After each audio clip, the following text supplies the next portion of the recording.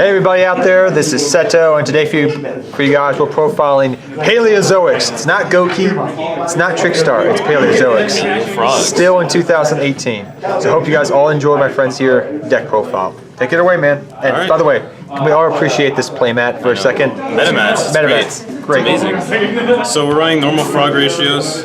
Sorry, I don't have ulti swaps. I don't want to break them by playing with them at locals every time. Sleeves are a little beat up. Get some use, but yeah, just normal ratios. It's just been this way since the deck has come out, really. My spells: 3 desires. Desires, if you're not playing 3, you're wrong. You gotta play 3. Banishing frogs, I mean, it probably will not happen. If it does, oh well. But you drew 2 cards, so there it is. Playing that over Demise, mainly because Demise says you can't summon from the extra deck that turn. Or no, it says you can't special summon that turn. So I do want to summon Paleos the turn I activate my draw cards. I do want to activate it turn 1 as well, so I can make Toad that turn, and making Toad turn 1 is just the best thing ever, still. And I'm running Scapegoat, which is another reason I'm not playing Demise, because you just can't, if you have Demise in hand and Scapegoat set, in the end phase, like, are you gonna flip it or not? Because then you just have 4 tokens that don't do anything, and then maybe draw whatever. But I just don't think Demise is good enough. But the Scapegoat is just so good. Even with Goes and Match, I am playing a few cards in my extra deck that allow me to play around this and still get some strong stuff off of Scapegoat with the Goes and Match out. And if you have Goes and Match and a Toad, you've already won. Like, Goes and Match and one single face-up frog really doesn't come up that often. And if it does, that's fine, you have Goes and Match out. For Paleozoics, we're running 3 Canadia, 3 Dynamiscus, 3 Olenoids, and 3 Morella. So the standard. 2 Morella, actually. 2 standard. So the reasoning for 2 Morella is it sucks versus Goki. You can't go first. It's just a card that says it doesn't do anything, and they actually link you and you can't do anything. You activate Morella, send another Morella, because I'm not playing Lost Wind. The space is actually pretty tight in this deck. I just want to get a Paleo Engrave and get ready to extend, make Toad turn. This is another interesting choice that people have been cutting. I actually tried it today and I really liked it. It's really good going first. It sets something, it's better than this. The only matchup it's terrible in is against Sky Strikers. In that matchup you just side it out and put in other cards that are really good. So it's great. I actually really liked it. Running 3 Olenoids and 3 Dynamiscus, which are pretty standard. I'm not running Demise. If I was, then I would probably cut some of this or all of these.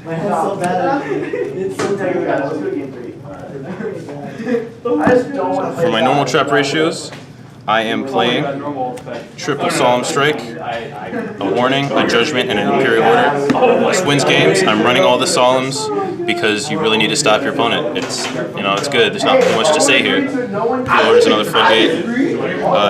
Fun fact, you can chain the Paleos to even the continuous traps. So you flip Imperial Order, chain a Paleo, make Toad. It's pretty good. And this beats Red Reboot because I tend to draw this even though I side 3 Wiretap against Goki players, and they have 2 Red Reboot anyways, so I just lose.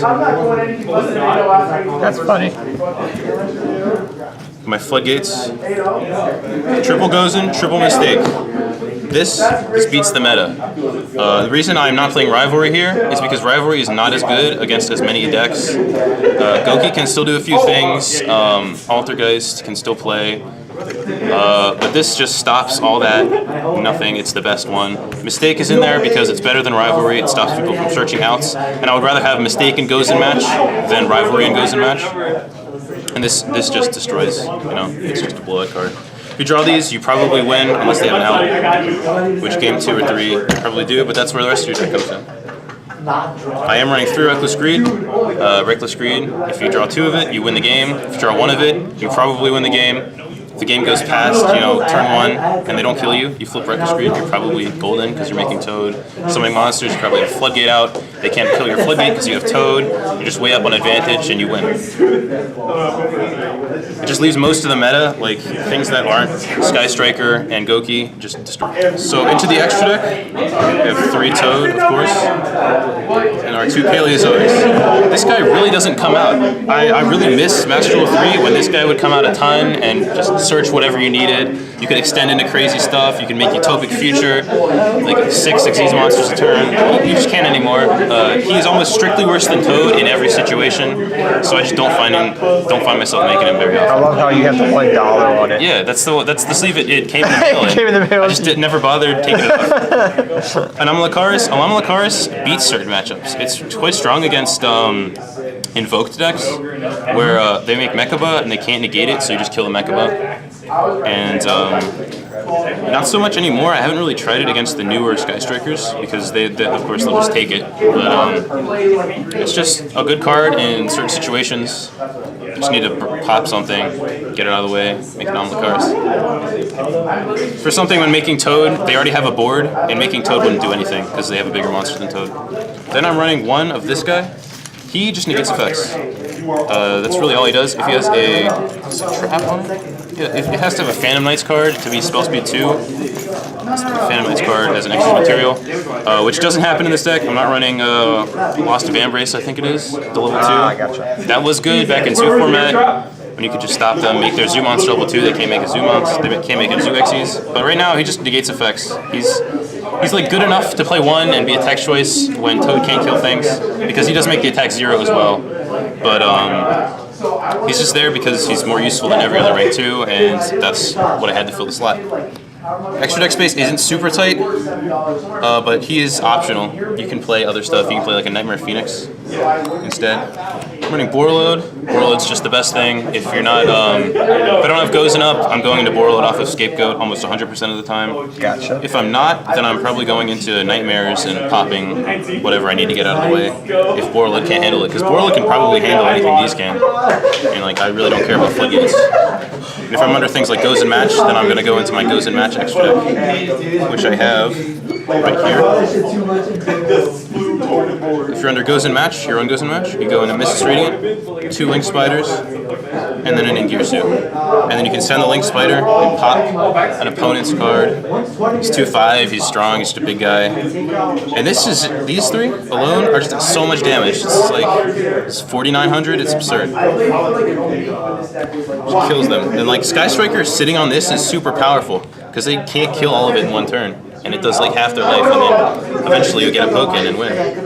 Yep. For this guy, another thing that I like to do sometimes, if I don't think my Gozen Match is going to last, if I have a Dupe Frog, I'll set the Dupe Frog, which you can do under Gozen Match, and I'll activate the Negushu effect, pop the Dupe Frog. It does not miss timing, because it's the last thing that happens. The Dupe Frog starts to swap, they kill the Gozen Match, then you have Swap Frog for next turn. Oh, that works. That actually does work pretty nice. Then we have 2 Mastar Boy. You can run 1, it is an option, but I've just found myself needing 2 too often, because you have enough setup. A few turns in, if you're linking away your first Toad, then you're probably going to make a Star Boy, and if they break that board, then you're probably making another Star Boy.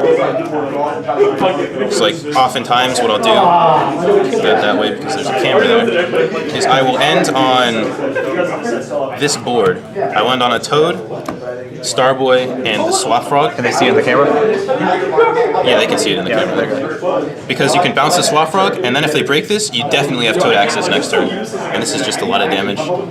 So I try to keep the Swap Frog as often as possible. I try to not Xyz summon with Toad under the Swap Frog. I try to keep it in hand, just in case they do something crazy and destroy you, and then you just have a Toad next turn. This Toad is still the best card in the game that you can summon from the extra deck. Alright, so that is the extra deck. Onto the side deck here. This is a little less theorized, a little less thought out. So first, I have my Goki hate, which may or may not be correct. I have Ghost Ogres, Ashes, and Sphere Mode. Sphere Mode does not get hit by Dolphin, which is always nice, but then they just Gumblar you.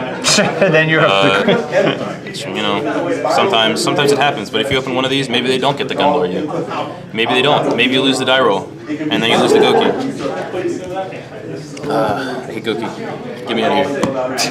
Right. Where's the ban list? Yeah. Hopefully it comes out after this video. Yeah, exactly. Then we have this. This beats Altergeist. It comes in versus Sky Striker. It comes in versus Trickstar. If Mech Knight players, which I've seen them playing more of the Mech Knight traps, spells traps. This hits those. It hits Mech Knight Vogue players who are setting things to summon Mech Knights. It's just good. It's just good, you know, for things that aren't Goki, pretty much. Then we have Wiretap. So Wiretap has been,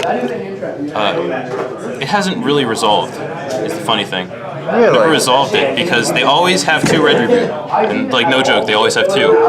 But it's good in theory. It has not happened for me. But what I have heard of a better play. I've heard you can play Book of Eclipse, and then they red reboot you, and then they go into like, I don't know, they go into the Invoker. Summon Invoker, you just flip it face down, and then they have to pass turn. And that, yeah. There you go. And then, of course, you're setting a trap from deck, so you set like Reckless Greed from deck, and then you go off and kill them. That works. So it is good.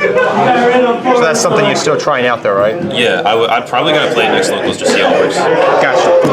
But yeah, this deck is really, really strong. Anything that isn't Goki and to an extent Pure Sky Striker is pretty free. You beat pretty much every rogue deck. You beat BA super easy. They flood your floodgates, and like Book of Moon kills them.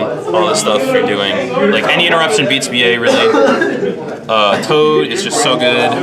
It's nuts. Gotcha. Altergeist is a difficult matchup, but we do have the cards in our side for it because red Wiretap is very good against that matchup. Sorry. Thanks to Dylan for selling me Ashes so I can put him in the deck profile. Island Games. Baby. Take care, guys.